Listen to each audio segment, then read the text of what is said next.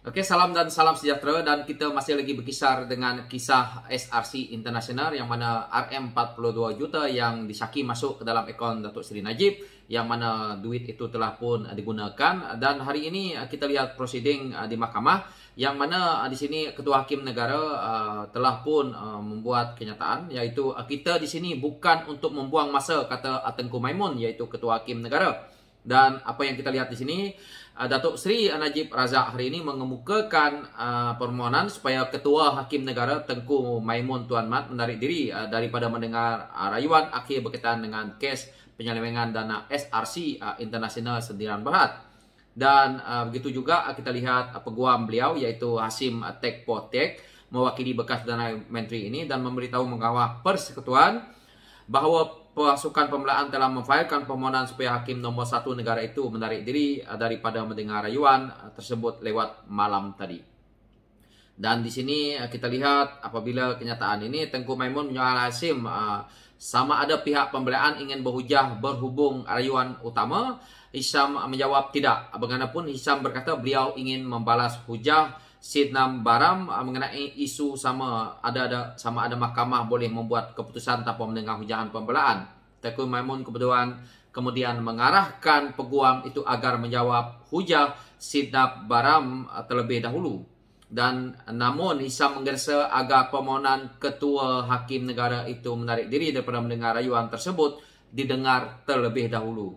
Dan kamu sepatutnya berhujah mengenai 6 autoriti yang digunakan oleh pihak pendawaan bahwa mahkamah boleh membuat keputusan tanpa mendengar hujahan pihak pembelaan. Ini jawapan Ketua Hakim Negara, iaitu Tengku Maimun terhadap Hisham berkenaan dengan isu ini. Di peringkat ini, Hakim Besar Sabah dan Sarawak Tan Sri Abang Iskandar Hashim mencelah dan berkata panel ini mau dengar hujahan balas pihak pembelaan terlebih dahulu. Kerana kita lihat di sini isunya, kita boleh tahu bahawa mereka cuba melengah-lengahkan badan kehakiman kita.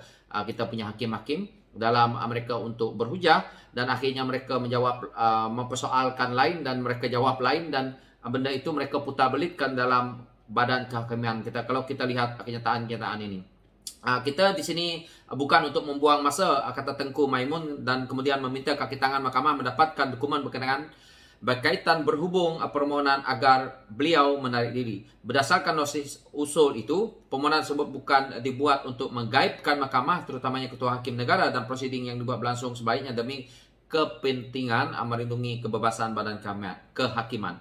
Melalui usul ini, Najib mohon agar Tengku Maimun menarik diri daripada mendengar atau memutuskan rayuan terakhir beliau dan satu panel baru mendengar rayuannya.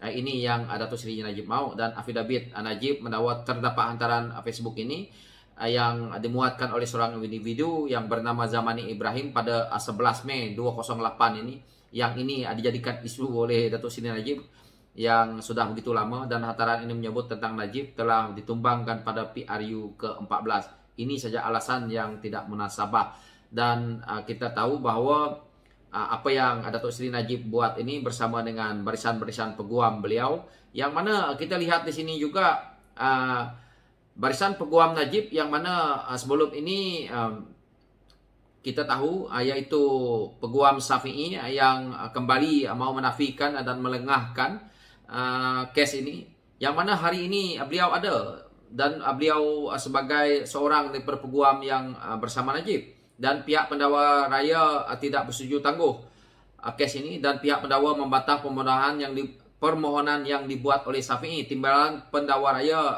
Sidnam Baram berkata berdasarkan cara pihak tertuduh mengenai kes ini, termasuk permohonan agar Tengku Maimun menarik diri, mempunyai unsur malfire, iaitu berniat jahat. Jadi ini yang dikatakan oleh pihak pendakwaan terhadap isu ini, dan Timbalan Pendakwa Raya mengatakan bahawa ada unsur berniat jahat.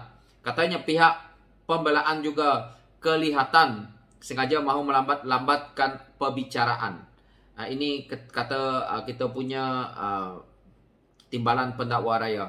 Dan Syafi'i pula memohon tangguh. Muhammad Syafi'i Abdullah mengukakan permohonan agar Mahkamah Persekutuan menangguhkan perbicaraan pada pagi esok. Syafi'i menegaskan dia hadir adalah sekadar membantu pasukan Najib yang kini diketuai oleh Hisham Teh. Hisam pula sebelum ini membuat permohonan untuk menarik diri daripada mewakili tertuduh. Dia juga menafikan pernah cuba melengah-lengahkan prosedur mahkamah. Dalam hujah ini Syafi'i berkata penangguhan di pohon itu perlu bagi membolehkan dia membuat persediaan mencukupi bagi penghujahan lisan mengenai percubaan Najib mengedepikan Tengku Maimun.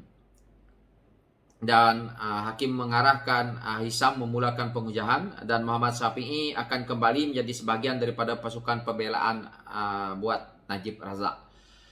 Hisam memberitahu mahkamah peguam kanan terbabit dalam perjalanan ke situ dan memohon agar prosiding ditangguh seketika. Bagaimanapun Tengku Maimun Tuan Mat tidak membenarkan permohonan tersebut untuk mengarahkan Hasib Teh memulakan pengucahan lisan mengenai permohonan agar tarik diri daripada mempengurusi panel hakim sekarang. Kata Tengku Maimun, Syafi'i boleh menyertai pasukan pembelaan Najib sebaik saja dia tiba di situ kemudian. Kerana Najib punya peguam bela yang mana Hisham Teh cuba melengahkan lagi mahkamah untuk menunggu iaitu Muhammad Syafi'i datang berhujah, tetapi ditolak oleh Tengku Maimun bahawa Syafi'i boleh menyertai pasukan pembelaan Najib sebaik saja tiba di situ kemudian. Dan akhirnya perbicaraan itu disambung. Dan inilah cara yang kita lihat walaupun dalam mahkamah Najib dan juga peguamnya cuba melengah-lengahkan kes agar kita tengok agar juga kita punya ketua peguam negara diketepikan. Dan saya rasa itu yang saya katakan tadi. Najib mungkin membuatkan mahkamah ini dia yang punya. Dan saya rasa mungkin kita boleh letak isteri beliau sebagai ketua hakim negara. Kerana mungkin apabila dia mengatakan suami kepada ketua hakim negara ini mempunyai konflik dalam kes ini. Saya rasa selama ini Najib ni apabila menjadi Perdana Menteri dia dipengaruhi oleh isterinya, yang mana keputusan-keputusan mungkin banyak dibuatkan oleh Rosmah Mansur berkaitan dengan isu-isu dalam negara ini. Jadi Najib ni dia dikontrol, diremotekan oleh isteri beliau. Sebab itu beliau tidak mempercayai orang lain, yang mana beliau merasakan bahawa dia tidak percaya kepada suaminya ketua hakim negara. Jadi lepas ni siapa nak jadi ketua hakim negara tidak boleh bersuami, dan kalau yang lelaki jangan ada isteri, kerana nanti dia akan melibatkan konflik. Jadi ini adalah satu kenyataan yang dangkal yang pada saya di dalam mahkamah, dan pada saya juga ini adalah cara Najib ini boleh kita cas sebagai menghina mahkamah. Tapi kerana beliau ini bekas seorang Perdana Menteri, maka kita bagilah ruang. So itulah pencerahan saya berkenaan dengan isu ini, dan saya harap orang yang salah harus kita bagi hukuman, dan orang yang betul kita harus adili dan kita harus memberi ruang. Tetapi dalam kes Datuk Seri Najib ni kita tahu kalau duit 42 juta masuk dalam akaun, kita senang-senang nak lepaskan, memang bertuah sungguhlah hidup. Kalau macam ni lepas ni kita bolehlah buat seperti Datuk Seri Najib ini. So sekian pencerahan saya dan terima kasih.